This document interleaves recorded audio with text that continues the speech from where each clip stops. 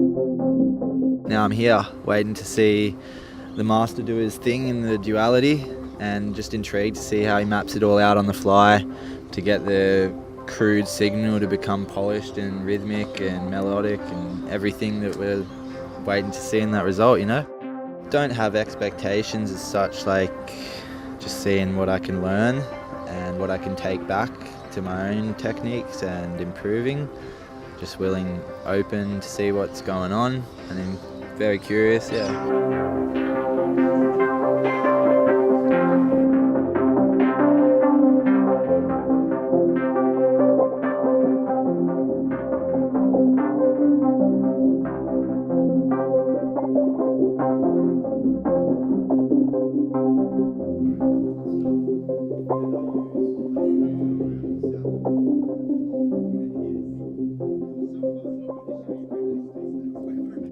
Welcome to the culmination of 4.5 years of work. I'm very happy that you could make it. And I'm just going to run you through a bit of how all that works. I think everyone here knows what a feedback loop is. So that's whenever the output of a system is connected back to its own input. And if it's done properly, nothing happens.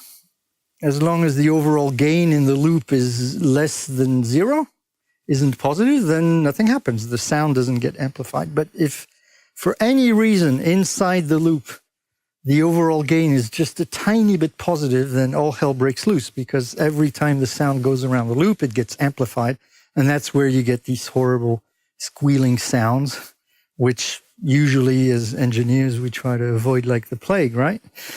These are technically known as Larson effects, because again, most people call them feedback loops, but that's not what they are. The feedback loop can be there and nothing happens.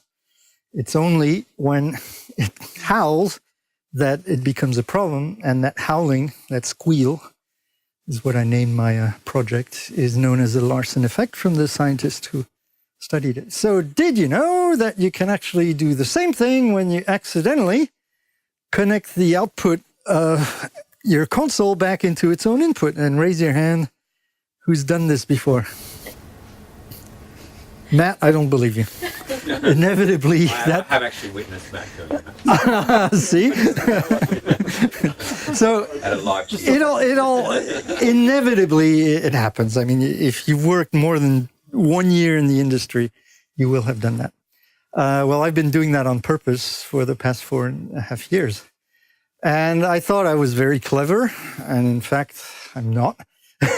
Tons of people have already been doing this. And in fact, it became known as a genre in itself. And it's known as no input mixer music, because you're not connecting anything to the input of the mixer. You're not connecting instruments, microphones. The mixer itself is generating its own noise internally. And as I investigated those other people who were already doing my very clever idea, I stumbled upon 2 benchmarks. This first one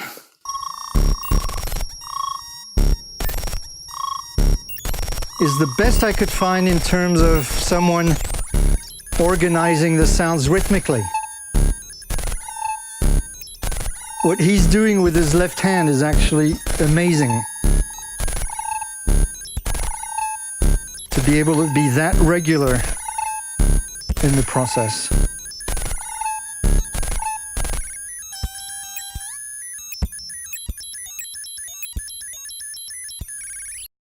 And yeah, since then, haven't been able to find anything more precise in terms of performance. So I thought, okay, well, if I used a computer instead of fingers, then I wouldn't be limited by the fact that consoles were never designed to be performed. They were designed to accept signals, mix them, route them, etc. That was bleeps and noises, right?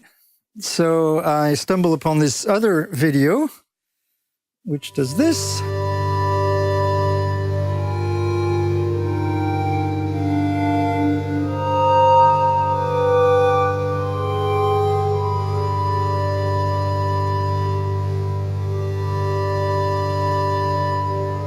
So here you have an example of Larson effects which have been pre-tuned. Each channel has been tuned to a particular note.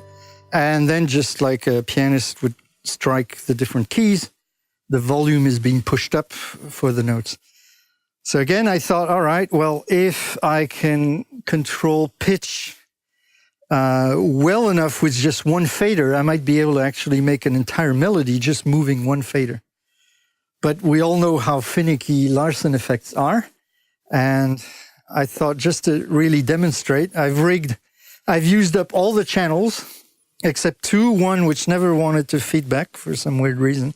And I've got channel 41 here, ready for any volunteer. Okay.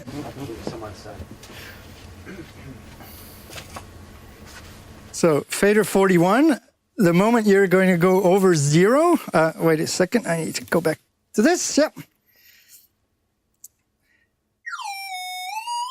Okay, so now try to play a tune for us, maybe, Reg.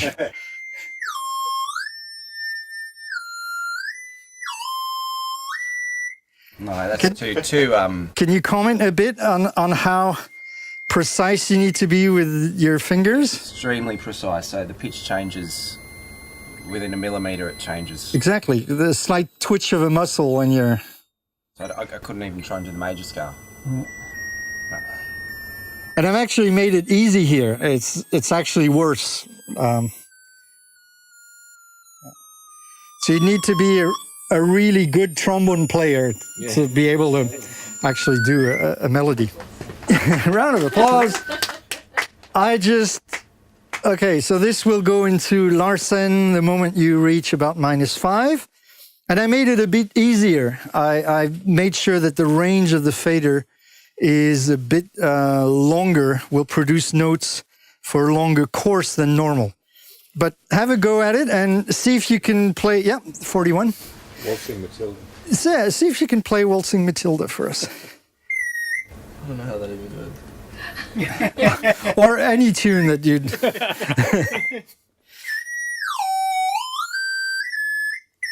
And if you could describe to us how precise you're able to hit notes. Is it easy to find a particular pitch or not?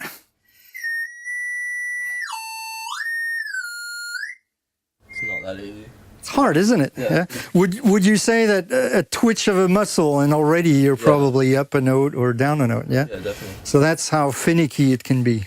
And yet I hope to demonstrate a bit later that it is possible to control pitch and to make entire melodies, etc. Thank you very much.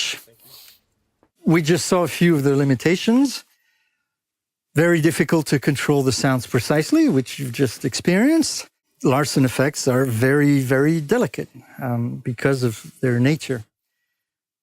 We've only got 10 fingers and consoles aren't designed to be played. They're designed to be manipulated for mixing sounds. So obviously, with 10 fingers, there's a limit to what we can do. Very difficult to, again, that first video I showed you is definitely the best one could find. And last but not least, what if you were to perform every single night, being able to repeat that? So here's what I thought. This just shows you electronic music in general. And what I showed you is right here. So it's a niche inside a niche inside a niche. What I'm wondering is if I use a console like this instead of the tiny little mixers that you saw, and if a computer can be in charge, therefore more precise, can I actually, through an automated performance, take the concept out of that niche in a niche, etc., and instead make it available to the broader electronic music scene? To do that, I'm using this console, which you have here, and it has 48 channels, that particular one, so potentially I can make 48 simultaneous sounds, which would be a bit silly. But the potential is there. Because I can control this console, I'll show you on the next slide how with any DAW, then we're only limited to imagination. And because both the computer can store things and there's also a computer on board the console which can store the position of every single pot and switch, that's the repeatability aspect of things. So here's how it's actually controlled. Using this plugin, which looks like this. The plugin then through IP MIDI, which is a way of sending MIDI information through Ethernet cables instead of good old 5-pin MIDI cables. So as you can probably imagine, we can move the fader up and down. So I'll point to different things during the performance, which lasts 11 minutes. I'll attract your attention to some faders which are moving up and down just to control volume. But if the loop actually incorporates the fader, then the fader becomes part of the Larson effect, and that's how you control pitch. But as you just saw, you have to hope that the precision is good enough to achieve that pitch. And that's the only thing that's actually going to move. The other thing that we can do is turn on these switches. So cut, that's kind of a standard to be able to automate a channel being turned off or on. And also the equalizer. So for instance, the shaker. I have a sound which mimics a shaker because I couldn't mimic a hi-hat for some reason. Or I tried to, but you'll see. How did I imitate the accents of a shaker, the louder notes, the softer notes? Well, simply by turning the EQ on and off rhythmically. The insert point, which in a nutshell would allow some of the external gear to be part of the Larson effect. For some reason, this time around, maybe opportunity for further research, I decided not to use. It was complex enough, what I was doing, that I didn't feel the need to then make it even more complicated and having to recall this as well every session. But that would be possible. And then we have auxiliary sends, which is a way to typically send signals to reverbs. So I'm using two here, the Lexicon and the TC Electronic M2000, plus two effects because I couldn't get this one to work. But again, Pro Tools is apart from that delay effect, and an additional reverb is not generating any signal. So all the sounds that you're going to hear are actually created by the console. Yeah. So we can turn these, that's a stereo one, and then we've got 1, 2, 3, 4 mono ones, which can be turned on and off. So again, the actual percentage that you send, that cannot be tweaked. So what I did, for instance, is channel 48. You'll probably see it move up and down. I needed to turn the reverb up for some parts and down on other parts for some instruments. So I rigged that fader to just do that. There's always a workaround. But that means now I can only do 47 sounds instead of 48, since I've eaten up one fader, plus that one for demo. And every session starts off with this. So that's 1 hour condensed into 30 seconds. So basically the computer gives me visual cues as to where the pots need to be.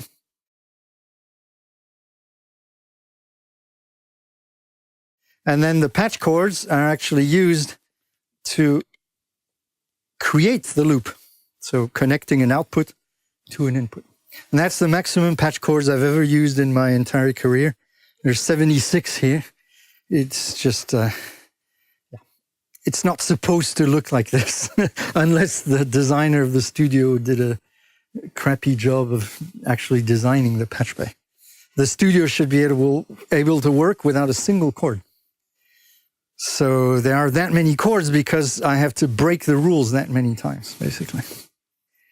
And despite that, even though the computer tells me that all the pots are in exactly the right position, and even though it's stored with 10-bit precision, so that's 1,024 positions spanned over a 270-degree angle, which is usually the course of a potentiometer. So I did the math, and that's about 1/3 of a degree, if I'm not mistaken. 2,070 divided by, 1/3 of it. Well, even that's not enough. I found that a lot of my Larson effects were slightly out of tune, and therefore there's another hour spent tuning all the different sounds. So I tried using a tuner plugin, but none of the plugins would latch on to the. No, thank you. No! So I ended up using just a little piano app and just doing it by ear.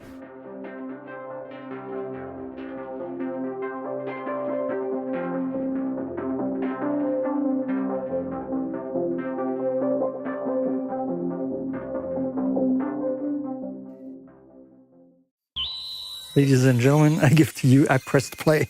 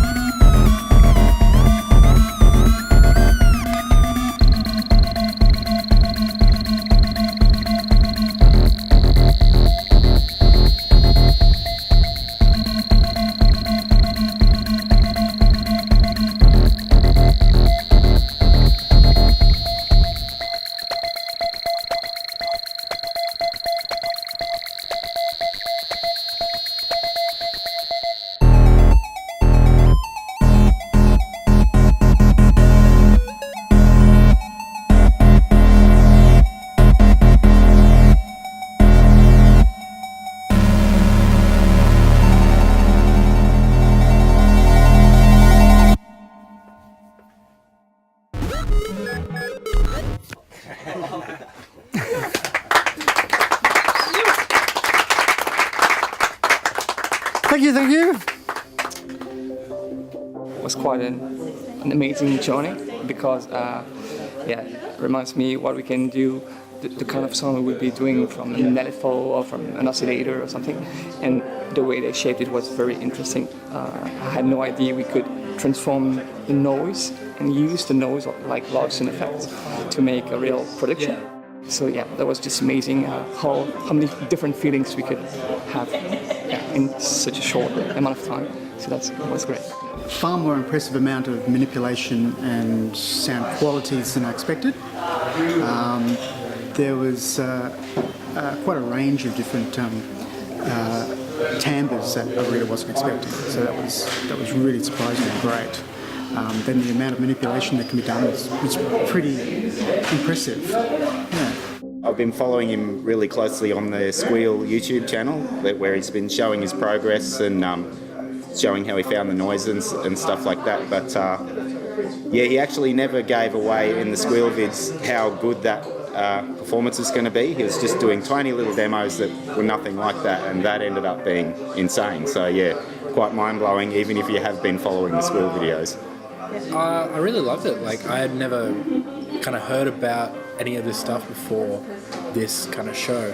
So going in, not knowing anything, learning so much about it was really cool. It was great. It was really impressive, and yeah, there's a lot of work, but I think it paid off, and it just sounded incredible, and it would be something I'd like to experience again, even in a different environment, just to see what it was like there. Yeah, I'm really impressed with it. I thought it was incredibly impressive. It's the sort of experimentation I like to see in PhD projects, and I love the music. Gave me goosebumps straight away.